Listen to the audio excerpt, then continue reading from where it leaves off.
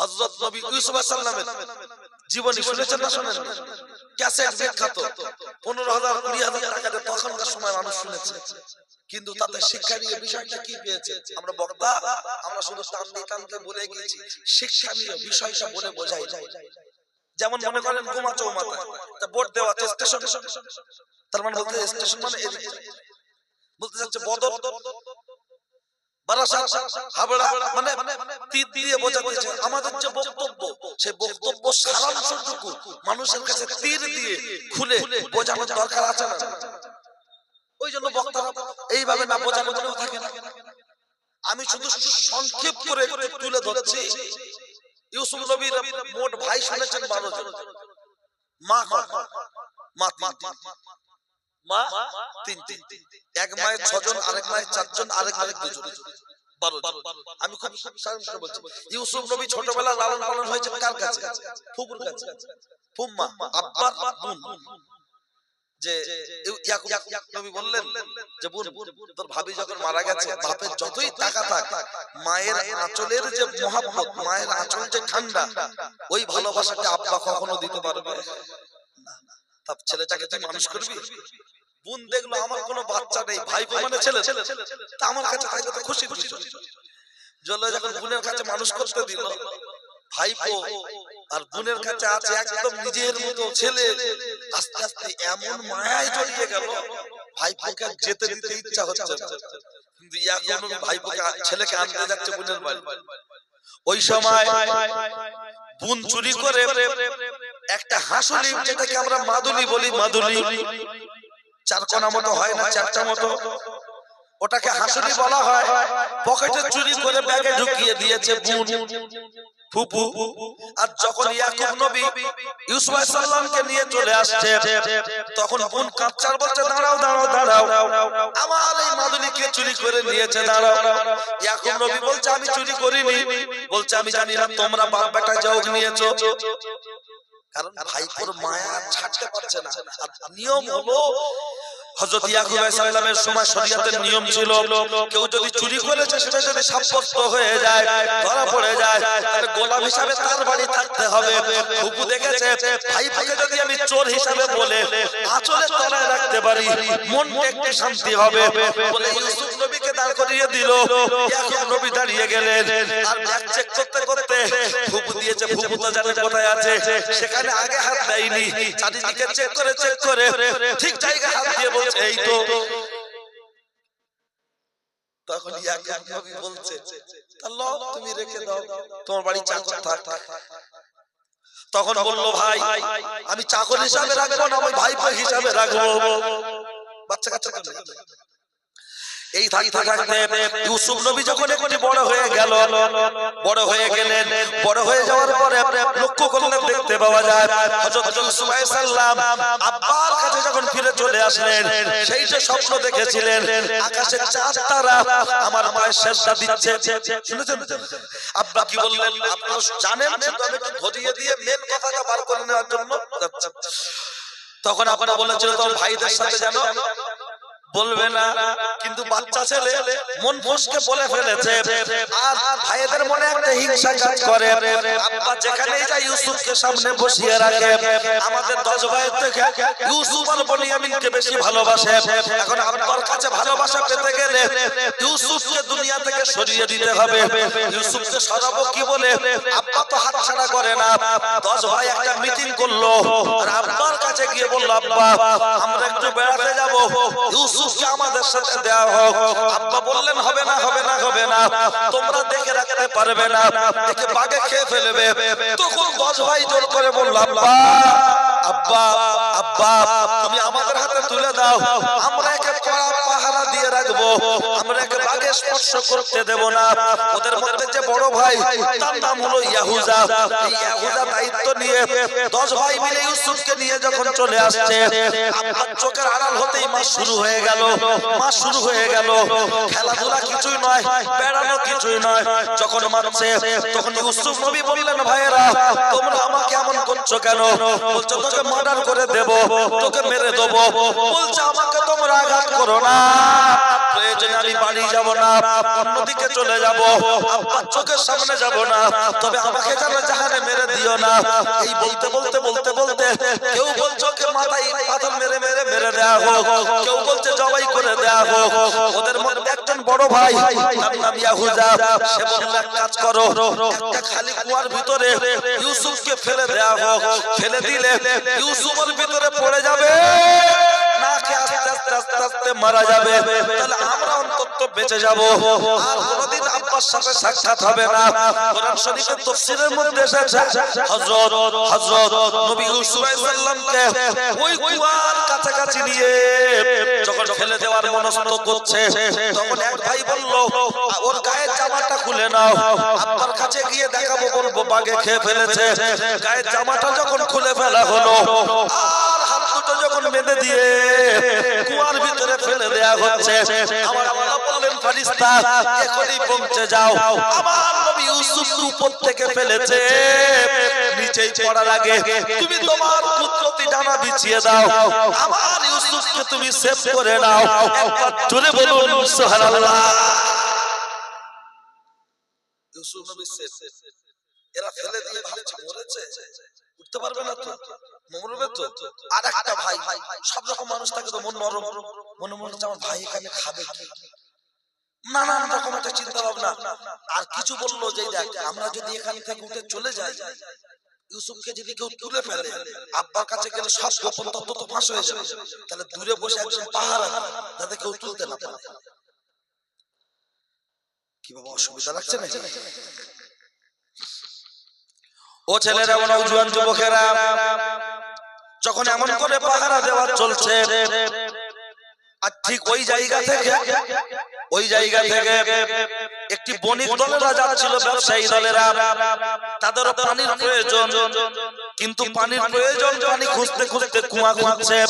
যখন ওই কুয়ার কাছে পৌঁছে গেল, গিয়ে যখন বালতি ফেলার জন্য মনস্থ করছে, আমার আল্লাহ বললেন ফেরেশতা যখন বণিক দলেরা বালতি ফেলবে, বালতিতে পানির পরিবর্তে আমার নবী ইউসুফকে তুলে দাও, পানির পরিবর্তে ইউসুফ উপরে উঠে যাক।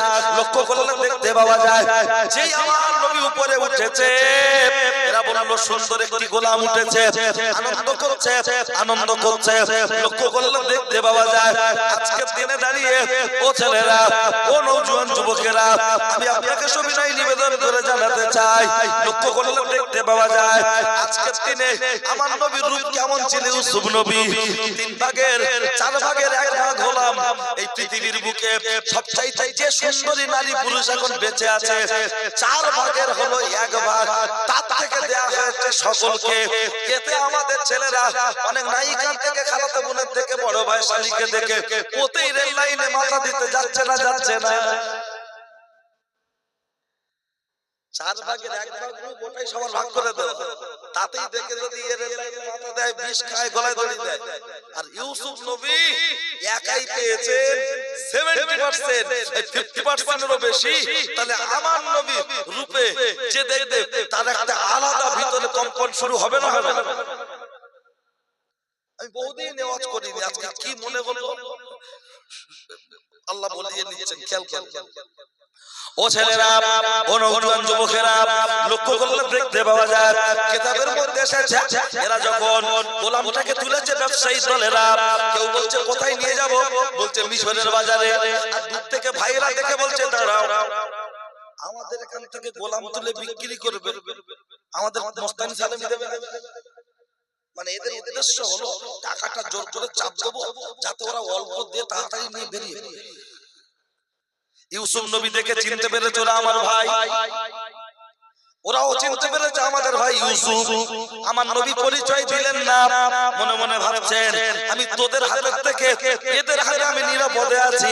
পরিচয় না দিয়ে যখন বাজারে তোলা হলো, বাজারে তোলার পরে চারিদিককার খরিদ্দার এক জায়গায় জমে গেল, দাম হতে হতে হতে হতে আপনার লক্ষ্য করলে দেখতে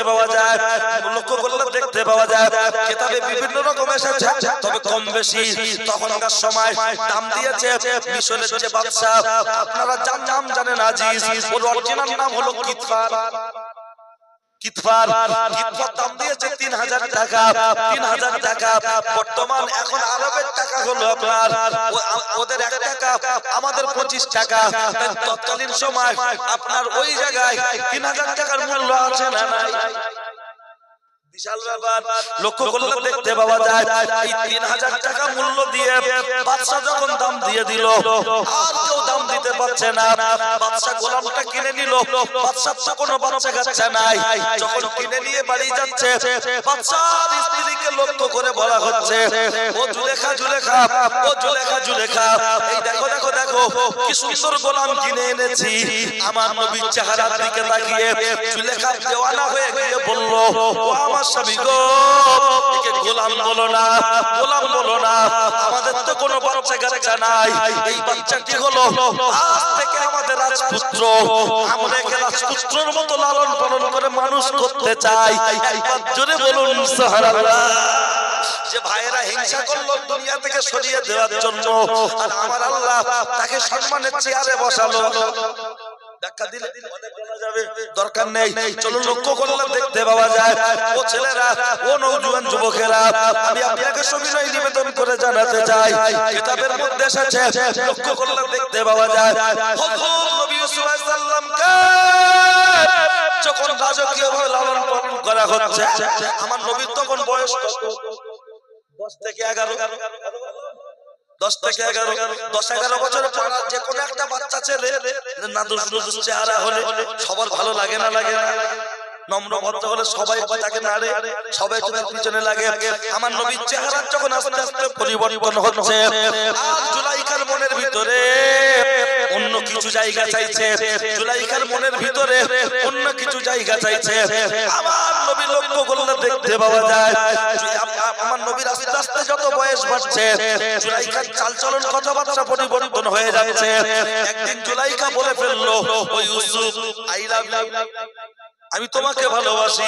ইউসুফ বললেন, আই লাভ মাই আল্লাহ, আমি আমার আল্লাহকে ভালোবাসি। তখন জুলেখা বলছে, তুই কি আমার ভালোবাসিস না? বলছে, আমি আপনাকে পিতৃ সমতুল্য মনে করি, মায়ের মতো মনে করি। তখন বললে, ইউসুফ, তুই আমার ছেলে নয়, ছেলে নয়, তুই হলি আমার স্বামীর টাকায় কিনে আনা গোলাম, গোলাম গোলাম গোলাম, তোকে যা বলবো তাই শুনবি, তুই আমার কোথাকার ছেলে। আঙ্গুর ফল না খেতে পারলে শিয়াল কি বলেছে? তাই তো। ও ছেলেরা, জুলাইখার একটু টেরাবাঁকা চাল চলন দেখে আমার নবী সতর্ক। আমার নবী সতর্ক। জুলাইখার মনের ভিতরে প্রেমের আগুন দাউ দাউ করে জ্বলছে, ঢেউ খেলছে, উত্তপ্ত হয়ে উঠেছে। কিতাবের মধ্যে এসেছে, লক্ষ্য করলে দেখতে পাওয়া যায়, যখন এমন চলতে চলতে জুলাইখা নিজেকে ব্যালেন্স রাখতে পারছে না। জুলাইখার একজন দাসী ছিল, ওই দাসীটির নাম তাফসীরের কিতাবে এসেছে, নাম হলো কালিমামা। কি বললাম? কালিমামা। এই কালিমামাকে ডেকে বলছে, ও কালিমামা, তোমার সাথে একটা গোপন কথা আছে। বলছে, কি কথা? বলছে, বলে ফেলো। বলছে, তুমি কাউকে জানো? সহজে বলবে না। বলছে, না। বলছে, শুনে রেখে দাও, আমাদের বাড়ি ওই যে ছেলেটা আছে, ওই ছেলেটার প্রেমে আমি হয়ে গেছি দেওয়ানা, ওকে ছাড়া তো আমি আর বাঁচবো না। আমার চোখে সবসময় তাই দেখছি, ওকে ছাড়া যেন আমার কিছু ভালো লাগে না। তুমি যদি ইউসুফকে ছলে বলে করে কৌশলে গভীর রাতে আমার ঘরে ঢুকিয়ে দিতে পারো, তোমার জন্য আমি উত্তম পুরস্কার ব্যবস্থা করব। এমনি চাচা আবার বলছে উত্তম পুরস্কার দেবো, তাহলে লোভ লাগবে না লাগবে না? দুইটা একটা লোকের বলে না, তুই তো দায়িত্বে আছিস, ওই মালটাকে একটু সরিয়ে দে, তার মানে ডিলিট করে দে, তাতেই দেখবেন মার্ডার, তাতেই শেষ। বউ খাচ্ছে, বাচ্চা খাচ্ছে, আর তারা গিয়ে বলছে, কেঁদো না, আমরা তোমাদের পাশে আছি। কথা ঠিক না? কোরআন শরীফে 9 পারায় আছে, মানুষ চতুষ্পদ জন্তু কুকুরের থেকে খারাপ। আবার আল্লাহ কি বলেছে, মানুষ সৃষ্টি জগতে কোরআন শরীফে আল্লাহ 9 পারায় সূরা আরাফে বলেছেন, কিছু মানুষ আছে যারা চতুষ্পদ জন্তু কুকুরের থেকেও খারাপ। তারা কারা? ব্যাখ্যা দিলে না শুনতেও ভালো লাগে, বলতেও ভালো লাগে, কিন্তু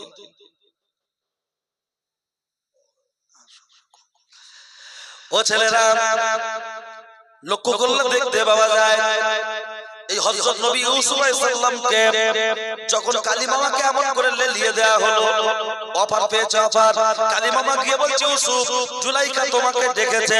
ইউসুফ বলছে এখন যাব কেন, দিনের বেলা যাব। তখন বারবার যখন জোর করা হচ্ছে, কালিমা যখন বারবার গিয়ে জোর করছে, তখন ইউসুফ বললেন আমি এখন যাব না। খুব জোর করার পরে বলছে চলো। জুলাইখা যেখানে বসে আছে ওই ঘরের ভিতরে প্রবেশ করতে গেলে মাঝখানে দরজা পেরোতে হবে 6টা পেরিয়ে 7 নম্বর দিয়ে ঢুকতে হবে। আর কালিমাকে বলে দেয়া হয়েছে ইউসুফ একটু করে দরজা পেরোবে আর পিছন থেকে তালা মেরে দেবে, যাতে ইউসুফ কোনো রকম পালিয়ে যেতে না পারে।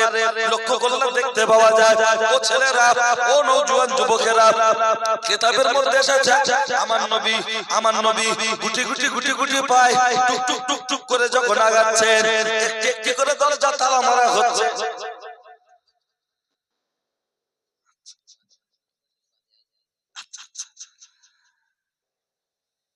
বলবো না, শুনবেন? তাহলে একটু ভক্তির সাথে তাকবীর হবে না? নারায়ে তাকবীর। এতগুলো মানুষ বসে আছে, আল্লাহর নামের বেলা আমাদের আওয়াজ নেই। যদি পার্টির মিটিং হতে আওয়াজ একটু ভালো হতো, তখন তো বলবো লড়াই চাই, লড়াই করে বাঁচতে চাই, ইনকিলাব জিন্দাবাদ, নেতারা খাবে আমরা বাদ। ওরা খাচ্ছে পেঁয়াজ, আমাদের দেবে খোলা, আমাদের মধ্যে ওদের গলায় উঠবে ফুলের মালা। হ্যাঁ, তার বেলা আমরা বাপ বাটা চাচাকে কুচে দেবো। আর জলসা সুবহানাল্লাহ, মনে হয় যেন অর্জুন সিং মানা করে। হ্যাঁ, সবাই মিলে আল্লাহর নাম নেন। অন্তত যারা কুটুম এসে বাড়ি শুয়ে পড়েছে, ওয়াজ শুনতে হবে না, আমাদের আওয়াজ শুনে উঠে যেন পেশাব শুনে। সারা রাতের ব্যাপার তো মাল যদি খাটে নড়ে চলে।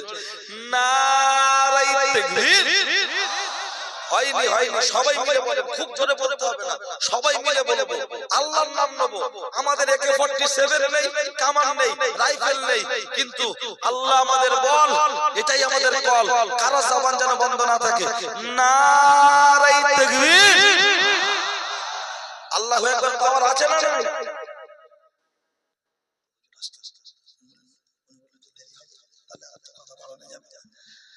আমরা সবাই তাকবীর দিই। নারায়ে তাকবীর, নারায়ে তাকবীর।